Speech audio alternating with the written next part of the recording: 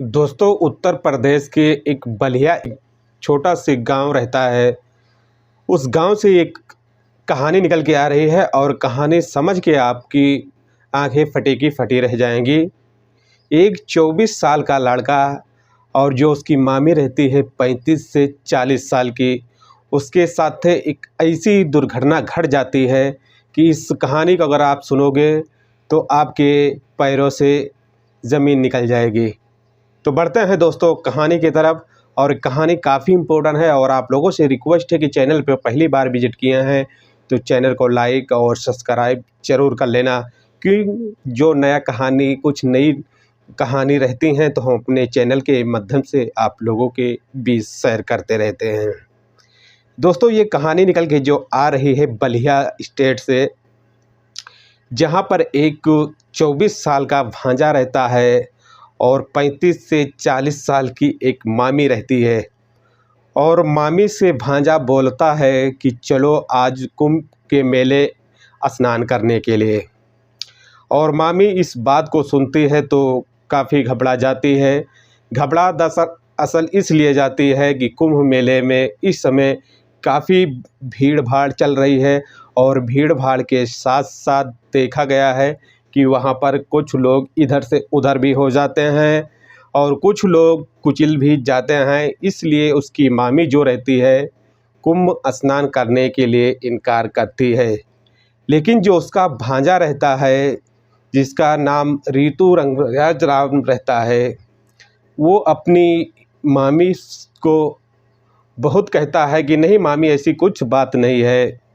और तुम एक बार हमारे साथ चलकर देखो और कोई आपके साथ समस्या नहीं आएगी, क्योंकि हम आपके जब साथ रहेंगे तो आपको क्या दिक्कत होगी, क्योंकि जो वहाँ पर सब कुछ स्नान करने का और जो मेला में घूमने टहलने की जो जगह है वो सब कुछ हमको मालूम है और ऐसी जगह पर आपको लेकर चलेंगे कि आपकी जो है आंखें खुली की खुली रह जाएंगी।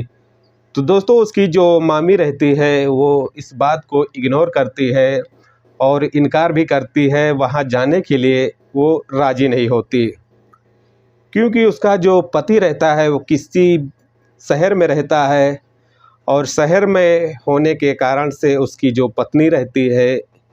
ये ऋतु रंग के साथ में जाने से इनकार करती है, क्योंकि उसको लगता था कि अगर हम किसी के साथ में जाते हैं तो हमारे पति को इस बात को अगर मालूम चलेगा तो हमारे ऊपर काफ़ी गुस्से भी होंगे और काफ़ी भी हमको एक गलत नज़र से देखेंगे। तो ऐसे में ऋतु जो रहता है उसका भांजा, वो अपने मामी को बहुत कहता है कि नहीं मामी, आपको चलना होगा और ऐसी अगर बात है तो हम मामा से भी बात कर लेते हैं। तो मामा से भी ऋतु बात करता है और मामा को कुछ ऐसी बातें बताता है कि मामा, मामी को मैं लेकर जाता हूँ और जो कुंभ स्नान करना है और वहाँ का जो मेला है हम दिखा कर लाएंगे और इसमें कोई दिक्कत परेशानी नहीं है, हम साथ में रहेंगे तो मामी आराम से मेला देख सकती हैं और घूम सकती हैं। तो उसका जो मामा रहता है पहले तो इधर उधर की बातें करता है, कुछ घुमाता है कि नहीं वहाँ पर भीड़ भाड़ है और मैं इधर टीवी पर और मोबाइल में देखता रहता हूँ कि वहाँ पर रोज़ के रोज़ कोई ना कोई नई नई घटना सामने आती है। तो उसका जो भांजा ऋतु रहता है अपने मामा से बोलता है कि नहीं मामा जी, ऐसी कोई बात नहीं है, अगर हम मामी के साथ में जाएंगे और उसी दिन मामी को कुंभ स्नान और मेले दिखाकर फिर से वापस आ जाएंगे। तो इस बात को उसका जो मामा रहता है मान जाता है और मानने के बाद में अपनी जो वाइफ रहती है उससे बात करता है कि कोई बात नहीं है, ऋतु जो बोल रहा है कि अगर आपको सेफ्टी से घुमा देगा मेला और आपका जो कुंभ स्नान है उसको भी करवा देगा तो आप उनके साथ चले जाइए, क्योंकि उसके मामा का जो रहता है अपने भांजे के ऊपर काफ़ी भरोसा रहता है। भरोसा दरअसल इसलिए रहता है कि उसका मामा जो है बाहर काम करता है किसी शहर में और ऋतु जो रहता है उसके घर पे रहकर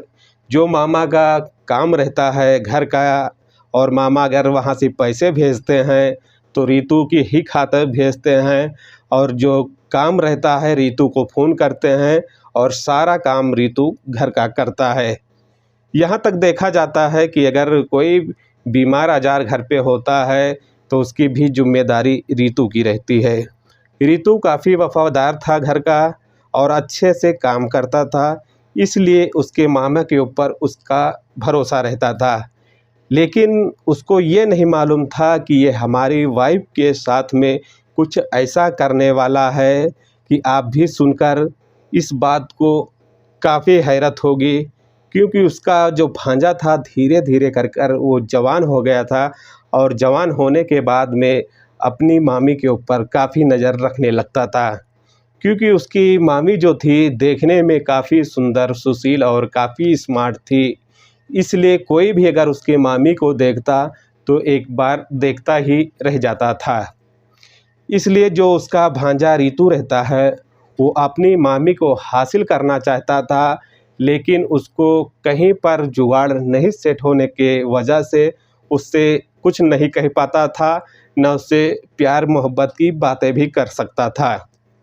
लेकिन ये जो कुंभ स्नान करने का एक बहाना मिला तो उसका जो भांजा है उसमें कुछ अपना हाथ का सफाई दिखाने के लिए इसको अपने साथ लेकर जाता है, और जो उसकी मामी रहती है उसको कुछ नहीं मालूम रहता इस बात में कि रितु हमारे साथ क्या करने वाला है। तो दोस्तों, उसकी जो मामी रहती है वो मेला जाने के लिए राज़ी हो जाती है जब उसका पति बोलता है कि रितु के साथ आप जाइए और वहाँ पर मेला देखकर जो वहाँ का सब कुछ है रस्म उसको पूरा करके और सीधे अपने घर आ जाना। तो इसलिए उसकी जो पत्नी रहती है वो तैयार हो जाती है और रितु से बोलती है कि चलो ट्रेन का टिकट कटा लेते हैं, और कटाने के बाद में ये दोनों लोग प्रयागराज पहुंच जाते हैं। प्रयागराज पहुंचने के बाद में जाते हैं, कुंभ का जो मेला रहता है वो सारा मेला देखते हैं, इधर उधर जो घूमने की जगह रहती है वो सब देखते हैं। और वहाँ पर घूमते घूमते इनको शाम हो जाती है। जब शाम होती है तो कुंभ स्नान का जो समय रहता है वो ख़त्म हो जाता है। ख़त्म होने के बाद में इसका जो भांजा रहता है रितु अपनी मामी से बोलता है कि मामी हमको आज यहाँ पर रुकना होगा, क्योंकि अभी हमारा जो कुंभ नहान है वो बाकी है, और इसको हम सुबह के टाइम नहाकर और सीधा ट्रेन पकड़ेंगे और अपने घर को वापस चले जाएंगे। तो उसकी जो मामी रहती है इस बात को जब सुनती है कि अब रहना कहाँ पर है, तो रितु जो बोलता है कि चलो मामी कोई बात नहीं है, कहीं यहीं कहीं करीब में सस्ता मद्दा एक रूम देखते हैं और उस रूम को रहते हैं, क्योंकि रात ही गुजारनी है, सुबह तो फिर अपने अपने घर चले चलना है। तो उसकी जो मामी रहती है बोलती है कोई बात नहीं है, और चलो देखो कहीं पर अगर करीब में सस्ता मद्दा कोई रूम मिलता हो तो ले लेते हैं, और आसानी से हम लोग अपना जो थके हैं सारा दिन का घूमे हैं वहाँ थोड़ा से आराम भी कर लेंगे। तो ऐसे में दोस्तों जाता है वो प्रयागराज में इधर उधर पता करता है, और पता करने के बाद में उसको एक रूम मिलता है, और रूम लेने के बाद में ये दोनों लोग रूम में चले जाते हैं। जाने के बाद में रूम में कुछ आराम करते हैं और कुछ खाने पीने की सामान लाते हैं और दोनों लोग खाते हैं, और उसके बाद में उसकी मामी जो रहती है लेट जाती है और बोलती है कि हम थोड़ा आराम कर लेते हैं। तो जैसे लेटती है वैसे रितु की नज़र मामी के ऊपर पड़ती है और वो एकटक ही देखता रह जाता है, क्योंकि रितु उसके साथ में कुछ बहुत ही बड़ा घटना करने वाला था। ऐसे में रितु के पास में कुछ ऐसी दवाइयाँ भी लेकर गया था सेक्स पावर की, कि मामी के साथ में आज कुछ करना भी है। तो मामी से कुछ बोलता है कि रितु की मामी अभी यहाँ पर नीचे में जूस बिक रहा है, अगर आपको जूस पीना हो तो बताइए, मैं जूस लेकर आता हूँ। तो उसकी मामी बोलती है कि कोई बात नहीं है, अगर देखो कहीं पे मिल रहा हो तो 2 गिलास ले लेना, 1 गिलास अपने लिए 1 गिलास हमारे लिए। तो बोलता है कि कोई बात नहीं है मामी, मैं अभी 10 से 15 मिनट में लेकर आती हूँ, आप इंतज़ार करना। और उसके बाद में दोस्तों वो चला जाता है नीचे जूस लेने के लिए, और जूस लेकर जब आता है तो उसमें कुछ दवा नशीली पिला देता है, और वो उसकी मामी जब दवा वो जूस पीती है तो काफ़ी नशे में हो जाती है, नशे के साथ साथ वो बेहोशी में आ जाती है थोड़ा। और जब बेहोशी में आ जाती है तो इसका जो भांजा रहता है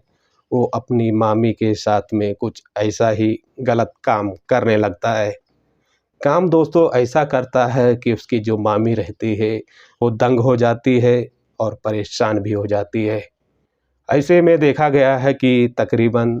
वो लोग दोनों लोग रात भर में ये गलत काम 2-3 बार करते हैं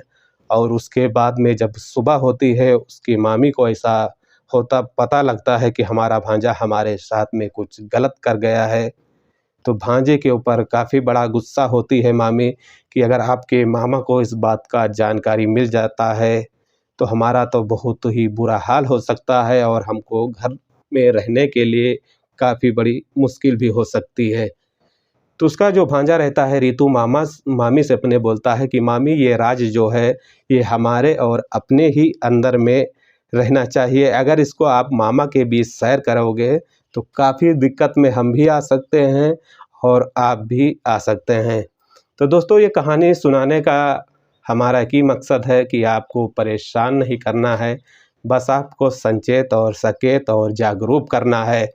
कि ऐसे लोगों से आपको लोगों को सावधानी बरतनी होगी, क्योंकि आजकल किसी रिश्तेदार और नातेदार के ऊपर आपको भरोसा नहीं करना। अगर आप उनके ऊपर भरोसा करते हैं तो आप ऐसे में आपके साथ में भी हो सकता है। तो दोस्तों ये कहानी सुनाने का हमारा यही मकसद था। अगर कहानी में कुछ समझ आया होगा तो वीडियो को लाइक और शेयर ज़रूर करना। मिलते हैं एक नेक्स्ट कहानी के साथ। अपना ख्याल